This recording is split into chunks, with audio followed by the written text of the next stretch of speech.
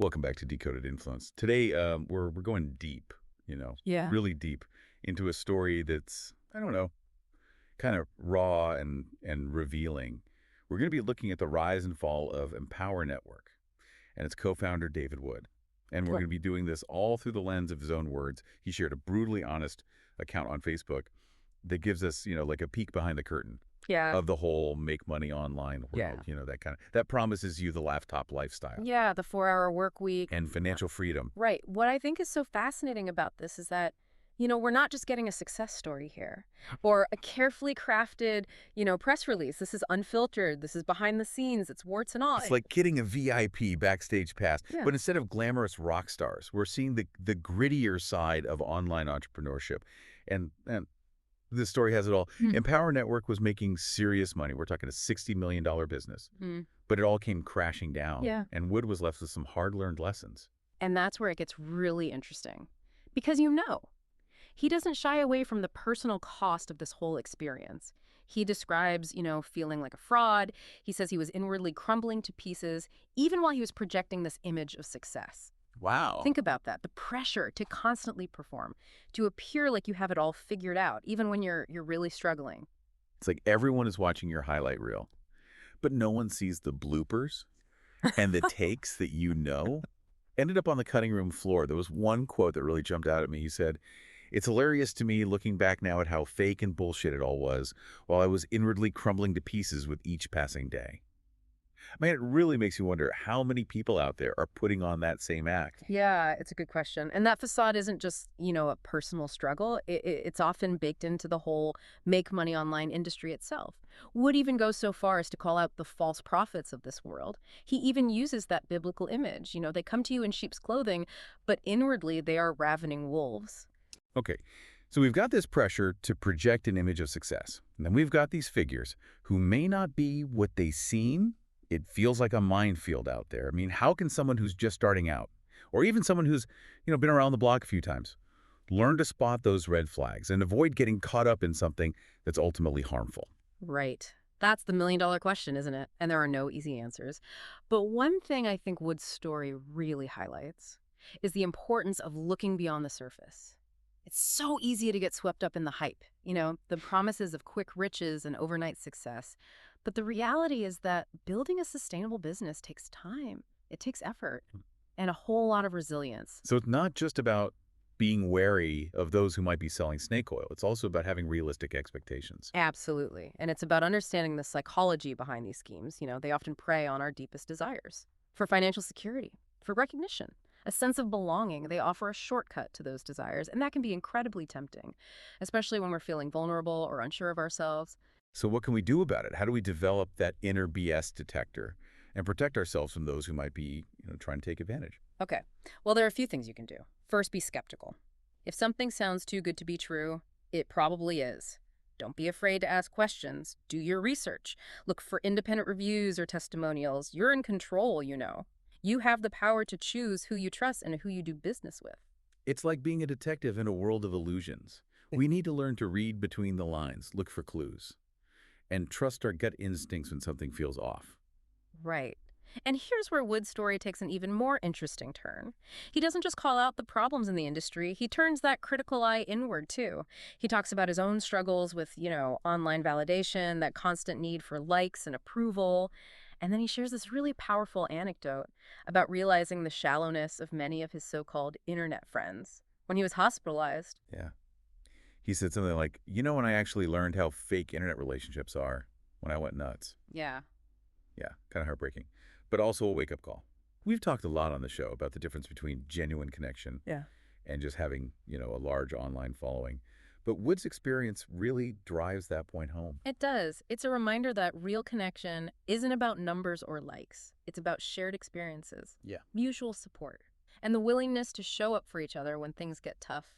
So if those surface-level connections aren't what truly matters, what does this all mean for building a meaningful life, both online and off? That's what we'll explore in the next part of our deep dive. We'll look at how Wood's breakdown ultimately became a catalyst for personal growth. And we'll delve into the principles he's now using to build businesses with integrity. All right. Stay tuned for part 2, where we unpack the lessons learned and explore how to build something that's not just profitable, but genuinely meaningful. You know, it's interesting how Wood's journey kind of mirrors this pattern we see with a lot of successful entrepreneurs, that crash and burn experience. And then it becomes like a turning point. It's like they have to hit rock bottom Yeah. before they can rebuild something stronger, more authentic. Yeah. It's almost like that breakdown strips away all the pretense, all the external validation they were chasing, Yeah, and forces them to confront what truly matters. exactly. And for Wood, that meant shifting his focus from, quick riches and online fame to building something more sustainable, more ethical. He talks about rediscovering his values, prioritizing his family, and committing to creating businesses that genuinely add value to people's lives. So he's kind of traded in the hustle at all costs mentality Yeah. for something more grounded, more aligned with his personal values. Yeah, I think so. And that's where the real lessons for you, the listener, come in, because this isn't just, a feel good redemption story. It's a blueprint for how to build a business or even a life that's both successful and fulfilling. So how do we do that? How do we translate Wood's experience into actionable steps that we can use in our own lives? Well, one of the key takeaways here, I think, is the importance of aligning your actions with your values. What are the things that truly matter to you? What kind of impact do you want to make on the world? Once you have a clear understanding of those core values, you can start making decisions that support them, both in your business and in your personal life. It's like that old saying, success without fulfillment is the ultimate failure. Exactly. And that's why Wood's emphasis on ethical business practices is so important. He's not just talking about, following the rules. He's talking about building a business that operates with integrity, transparency, and a genuine desire to serve its customers. So what does that look like in practice? What are some of the hallmarks of an ethical business? Well, one of the key principles, I think, is honesty. Ethical businesses are upfront about their products or services. They don't make exaggerated claims. And they don't use, manipulative marketing tactics. They're also committed to providing excellent customer service, going above and beyond to make sure that their customers are happy. And they operate with a sense of social responsibility, considering the impact their business has on the environment, their employees, and the wider community. It's interesting how this ties back to our earlier conversation about spotting the red flags of those, false prophets. If we're looking for businesses that operate with integrity, then we need to be wary of those that rely on hype, pressure tactics, Yep. and empty promises. Absolutely. Ethical businesses don't need to resort to those kinds of tactics. They're confident in the value that they provide, and they're willing to let their actions speak for themselves. So it's about looking beyond the flashy marketing and the quick fix solutions, Yeah. and really paying attention to how a business operates, how it treats its customers, and what its core values seem to be. Exactly. And you can often get a sense of that by looking at the company's culture, its mission statement, and how it interacts with its customers online and offline. It's like doing a background check Uh, before you invest your time, money, or energy into something. right. And speaking of investing, let's talk about sustainable growth. This is another key principle that Wood emphasizes, and it's something that's often overlooked, I think, in the whole get-rich-quick mentality. That kind of permeates a lot of online marketing. So what does sustainable growth mean in this context? Well, it means building a business that's designed for the long haul, not just for short-term profits. It means focusing on creating real value for your customers, building strong relationships, and growing at a pace that's healthy and manageable. So it's not about chasing the latest trend or trying to make a quick buck. It's about creating something that's built to last. Exactly. And that requires a different mindset. It requires patience, resilience, and a willingness to play the long game. It's like the difference between building a house on sand Yeah. and building it on a solid foundation. That's a great analogy. And it's a reminder that sustainable success takes time, it takes effort, and a commitment to building something that's truly solid. It's interesting how all of these principles, aligning with your values, operating with integrity, Yeah. focusing on sustainable growth, they all seem to point to this larger theme of authenticity. That's a really insightful observation. Because at the heart of it all, building an ethical business is about being true to yourself, your values, and your vision. It's about creating something that you can be proud of, something that reflects your authentic self. So it's not just about what you do, it's about who you are and how you show up in the world. Exactly. And I think that's a really powerful message, not just for entrepreneurs, but for all of us. In a world that often feels increasingly superficial, it's more important than ever to cultivate that sense of authenticity, to be true to ourselves, and to build businesses and lives that reflect our core values. Like that saying, be yourself, everyone else is already taken. Right. And in a world where everyone's trying to stand out, sometimes the most powerful thing you can do is simply be yourself. So as we wrap up this part of our deep dive, the question becomes, how do we take these principles of ethical business and Right. apply them to our own lives? Even if we're not entrepreneurs, how do we cultivate that sense of authenticity and build relationships that are based on genuine connection? Mm, that's a great question. And it's something we'll explore further. In the next part of our deep dive, we'll delve into the importance of vulnerability, empathy, and the power of building community in an increasingly digital world. Okay, stay tuned for part 3, where we'll uncover the secrets to building genuine connection and creating a life that's both successful and fulfilling. We've been talking about David Wood's journey, the heights of online success to a pretty devastating crash. And then this, shift towards building businesses with integrity. It's made me think a lot about what it really means to create something authentic, not just in business, but, in life too. Yeah, it's a theme that keeps coming up, isn't it? And I think it's something that resonates with a lot of people, especially in a world that often feels very superficial. Yeah, it's like Yeah. we're constantly bombarded with these images of, you know, Yeah. curated perfection on social media. It makes it hard to know what's real and what's just for show.